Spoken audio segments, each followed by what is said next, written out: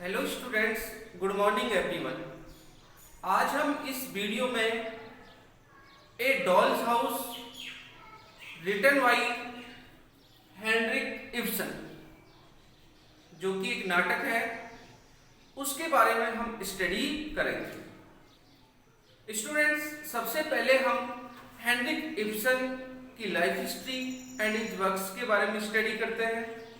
Heinrich Ibsen, जिसका जन्म 1828 और जिसकी मृत्यु 1906 में हुई है, वॉज ए नॉर्वेजियन ड्रामाटिस्ट। वो एक नॉर्वेजियन नाटककार हैं।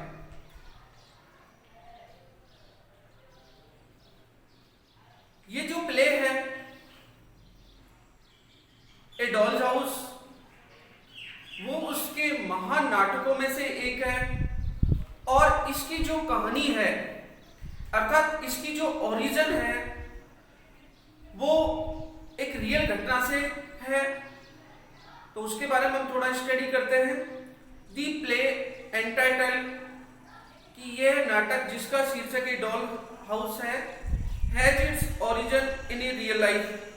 ये जो है वो वास्तविक जीवन, जो किसके जीवन से, पर्सन लॉरा किलर की, जो लॉरा किलर है उसकी वास्तविक जीवन में जो घटना घटित हुई थी, उसका चित्रण यहां पर किया है।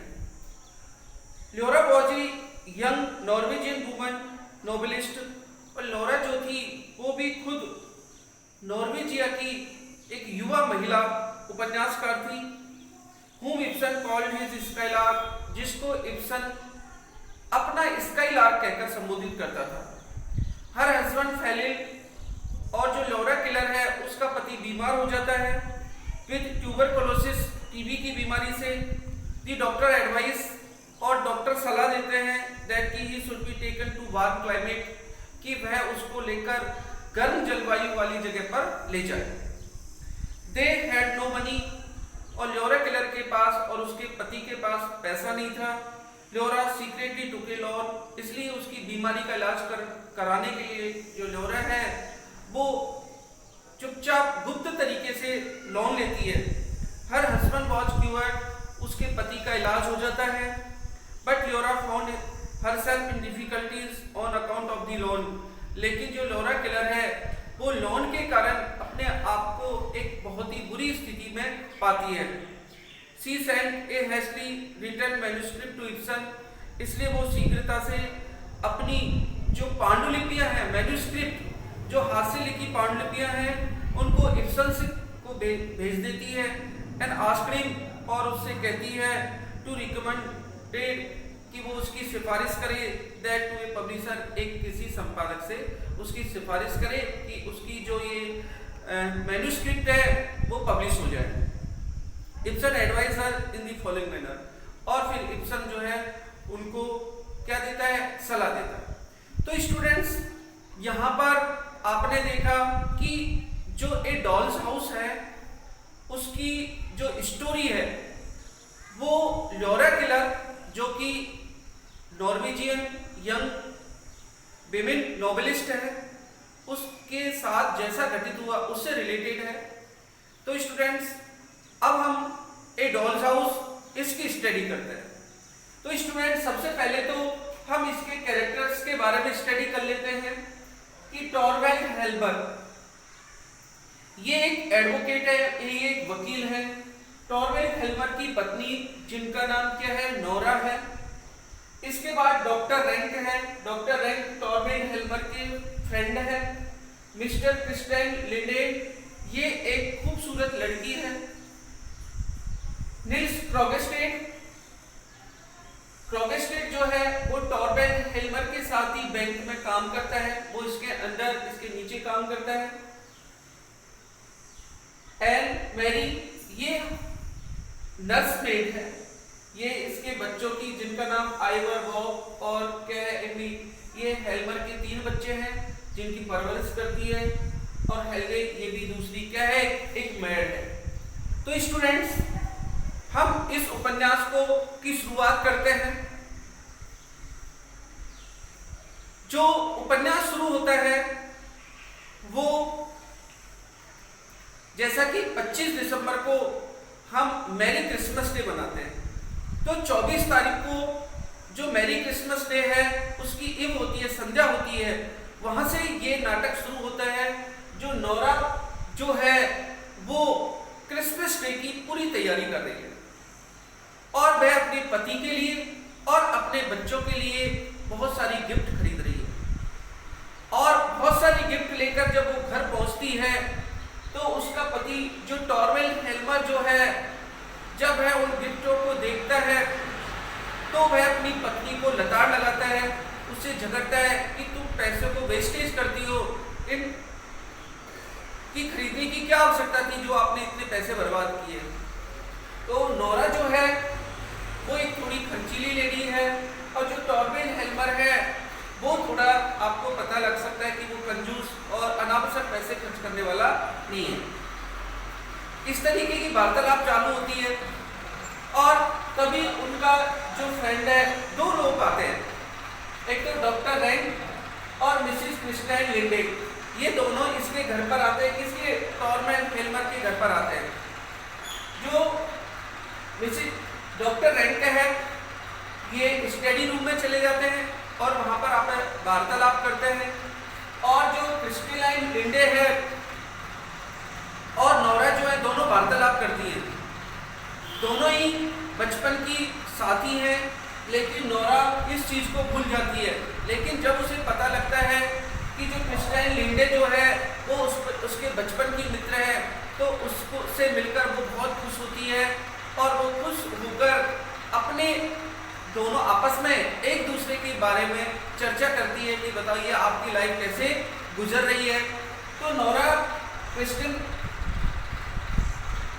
लिंडे से पूछती है कि बताइए आपका जीवन किस तरीके से गुजर रहा है।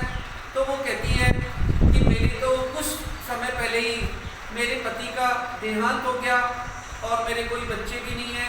मैं तो बहुत ही कष्ट में जीवन सहन कर रही हूँ। मेरी माँ की भी मैं देखभाल कर रही थी, मेरी माँ भी मर चुकी है और मेरे जो भाई थे दो जो छोटे थे अब वो बड़े हो चुके हैं। मैं यहाँ पर काम की तलाश में आई हूँ। आप अपने पति अर्थात किसे टॉर्वेल हेल्मर से कहकर मुझे नौकरी दिलवा दीजिए। इस तरीके की वार्तालाप होती है। अब क्या है कि जो नोरा जो है वो भी उसको अपनी लाइफ के बारे में बताती है कि वो उससे कहती है कि मैंने भी अपना जीवन बहुत ही कष्ट में व्यतीत किया था। शुरू में हमारे पास पैसे नहीं थे। मेरे पति जो टॉर्वेल हेल्मर है ये भी क्या हो गए, बीमार पड़ गए थे और बीमार पड़ने के कारण हम इनका इलाज इटली करवाने के लिए गए थे और उस समय मेरे पास भी पैसे नहीं थे। लेकिन मैंने सीक्रेट तरीके से लोन ले लिया था और आज ही मैं उस लोन की किस्तों को चुका रही हूँ, अर्थात मैं परेशानी में हूँ। तो स्टूडेंट्स इस तरीके की दोनों की वार्तालाप चल रही होती है और दोनों की वार्तालाप होने के बाद ये दोनों जो है वो अपने घर चले जाते हैं। इसके बाद निल्स फ्रॉगेस्टेड इनके घर पर आता है और इनके घर के आने के बाद वो जो कि फ्रॉगेस्टेड जो है वो टॉर्वेल हेल्मर के साथ बैंक में ही काम करता है और इसके अंडर में काम करता है, अर्थात रैंक में टॉर्वेल हेल्मर इससे ऊंचा है। और वार्तालाप दोनों ही स्टडी रूम में चले जाते हैं, वार्तालाप करते हैं और इसके बाद टॉर्वेल हेल्मर भी चला जाता है। लेकिन जो फ्रॉगेस्टेड है वो जाता नहीं, वो वहीं बैठा रहता है। और जब नोरा को इसके बारे में पता लगता है, नोरा को जब इसके बारे में पता लगता है तो वह फ्रॉगेस्टेड से कहती है कि जो टॉर्वेल हेल्मर है वो तो चले गए हैं, आप यहाँ पर क्यों रुके हुए हो। तो फ्रॉगेस्टेड नोरा से कहता है कि मुझे टॉर्वेल हेल्मर से कोई काम नहीं है, मुझे तो आपसे काम है। तो उसने कहा बताइए क्या काम है।